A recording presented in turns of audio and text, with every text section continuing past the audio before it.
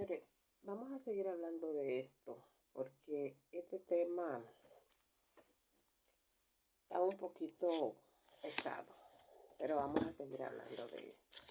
Digo pesado en el sentido económico.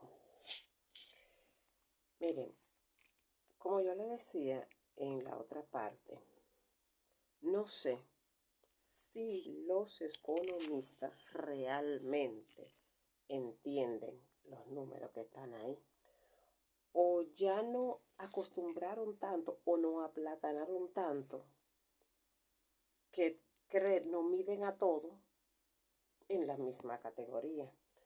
Estamos hablando, señores, ese cálculo que yo le hice a ustedes de ese aumento, de ese porcentaje, yo le estoy hablando a ustedes de un carro normal, que es la categoría, vamos, más económica.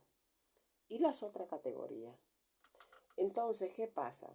Cuando usted le hace cálculo a eso, estamos hablando que una persona va a pagar de derecho a entrar y a salir de la ciudad 200 pesos todos los días.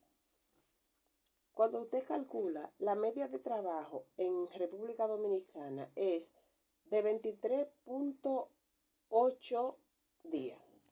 Vamos a calcularlo aquí. Decimos que 23.8 por 200. Decimos que una persona que va a venir todos los días en su vehículo a trabajar, no estamos hablando de un vehículo de categoría, estamos hablando de que todo el mundo, por facilidad, para no llegar tarde a su trabajo, tiene un chacharito, un cacharrito, un cacarito viejo, cualquier cosa, puede ser viejo, puede ser nuevo, pero necesita moverse, necesita transportarse, porque el transporte público de nuestro país es un caos. Y si la gente se dedica a transportarse en el transporte público solamente, la gente no va a poder ni trabajar porque va a llegar todo el tiempo tarde. El que depende del transporte público, señores, lo que pone excusa todos los días para llegar a su trabajo. Entonces, el que compra un chacharito para venir a trabajar, nada más de derecho a entrada y a salida, tiene que pagar mensual, hablando de ir y venir del trabajo, 4.760 pesos.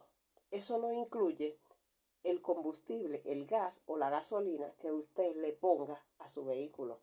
Y vamos a suponer que una persona gaste 300 pesos de combustible para ir y venir.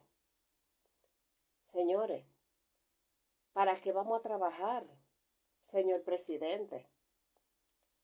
Nosotros como ciudadanos necesitamos vivir, no sobrevivir, vivir. Cuando usted entra y sale de la ciudad, usted no paga peaje. El vehículo suyo de placa oficial pasa directo y su vehículo no paga. Nosotros pagamos por usted. Entonces, nosotros merecemos como pueblo, nosotros merecemos consideración.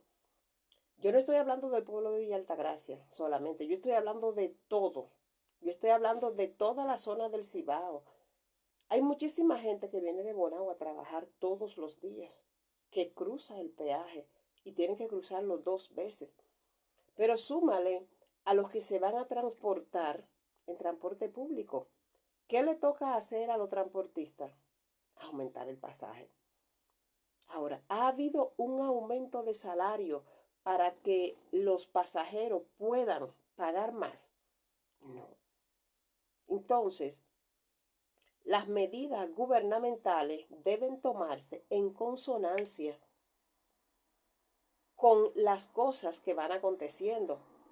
Si ustedes como autoridades están aumentando los peajes, aumenten los salarios y aumentenlo de manera proporcional. Aquí no se hace un aumento de salario de un 100%. Entonces, ¿por qué se le aumenta un 233% al pago de un uso diario y continuo? El salario se paga mensual y se paga quincenal, y cuando se aumenta cada 2 o 3 años, lo que se aumenta es de manera proporcional un 10, un 15 y hasta un 20%. Porque ustedes entienden que es mucho dinero, que un 20% es mucho. Y si un 20% es mucho, ¿por qué a un peaje que es de un uso continuo diario se le está aumentando un 230?